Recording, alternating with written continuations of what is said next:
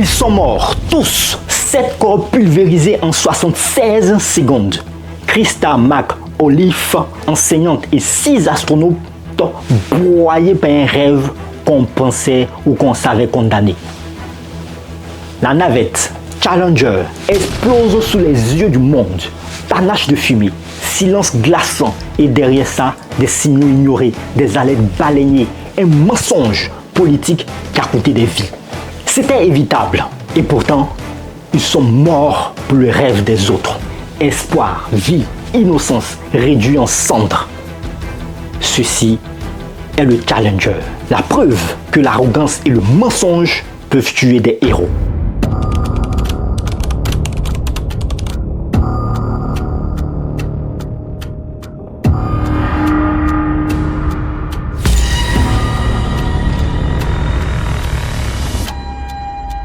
Pour comprendre l'explosion, il faut remonter le temps.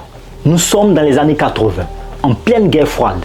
La course à l'espace avec l'URSS est relancée. La NASA a besoin de succès.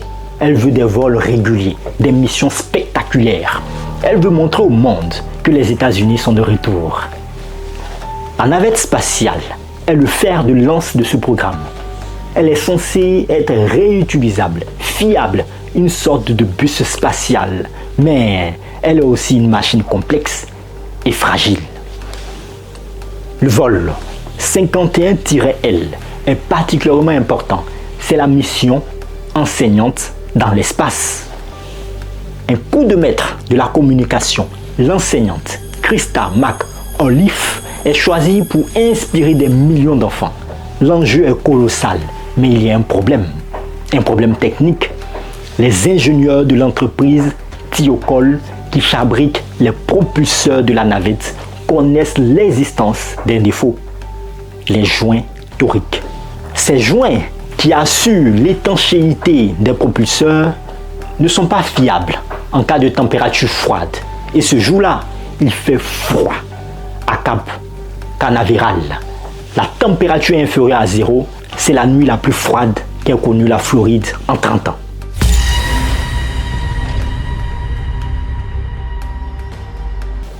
Le 28 janvier 1986, la navette est sur le pas de tir. Les ingénieurs de Thiokol, dont Roger Boisjoli, tirent la sonnette d'alarme.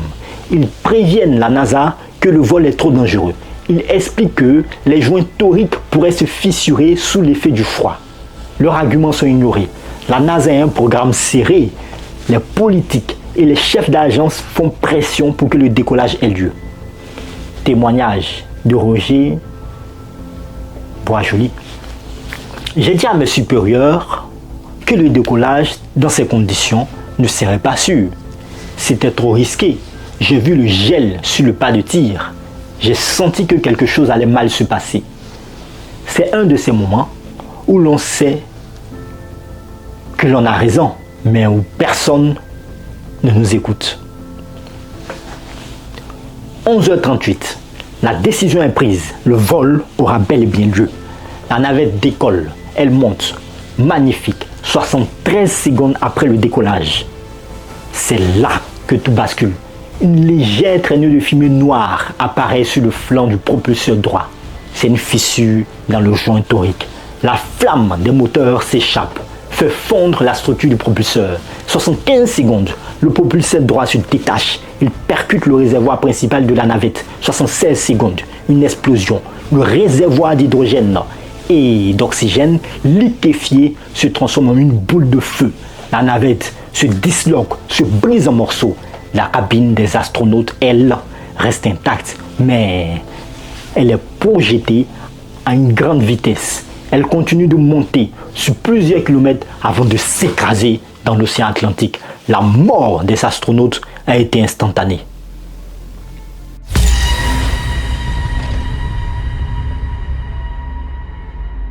Dans le centre de contrôle de la NASA, c'est le silence. Puis la panique.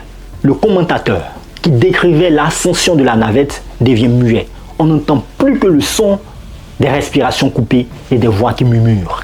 Des familles sont sur place. Leurs enfants assistent à la tragédie. On les voit pleurer et terrifiés. Les débris tombent du ciel. Les gardes-côtes et l'armée sont envoyés en urgence pour récupérer les restes de la navette et les corps des astronautes. C'est une mission macabre. Le monde est sous le choc. L'image de la navette qui se désintègre en plein vol est gravée dans la mémoire collective. C'est la fin de l'innocence. L'espace, qui était un symbole de rêve, est devenu un symbole de deuil.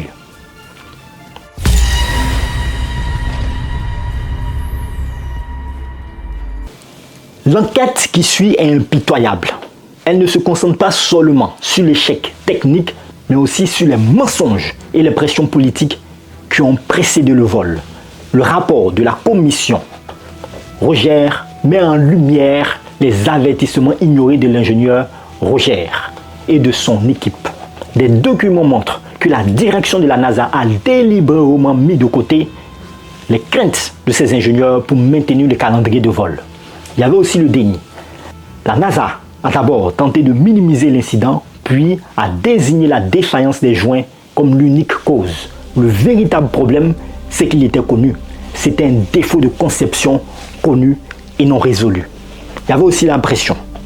L'agence était sous pression pour le lancement, car le président de l'époque, Ronald Reagan, devait en parler dans son discours pour l'État de l'Union. La date du vol n'avait pas été choisie par hasard. La vérité a éclaté au grand jour, montrant que les politiques avaient primé sur la sécurité. Ce n'était pas un simple accident, c'était un meurtre par négligence.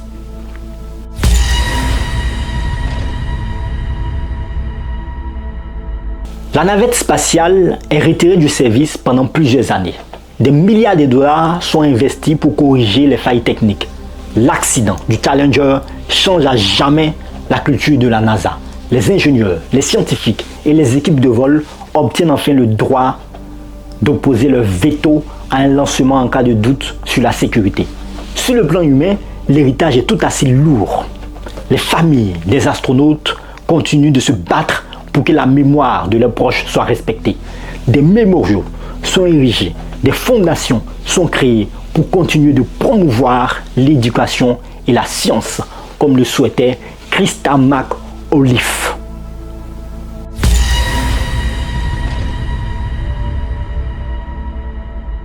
La catastrophe du Challenger n'est pas seulement l'histoire d'une explosion, c'est l'histoire de la perte de l'innocence de toute une génération. C'est le moment où le rêve de conquête spatiale s'est transformé en cauchemar, une leçon sur l'arrogance et l'orgueil qui peuvent se cacher derrière les plus grands exploits. En regardant la vidéo, vous avez peut-être entendu le compte à rebours. Vous avez vu la navette s'envoler et vous avez peut-être ressenti cette boule au ventre, cette angoisse qui n'est pas celle d'une fiction, mais celle d'une histoire vraie. Le ciel n'est pas seulement un lieu de rêve, c'est aussi un lieu de vérité, où les secrets ne peuvent pas toujours rester cachés pour toujours. Non. Et le jour où le Challenger a explosé, il a fait éclater la vérité au grand public. Et cette vérité, on ne l'oubliera jamais.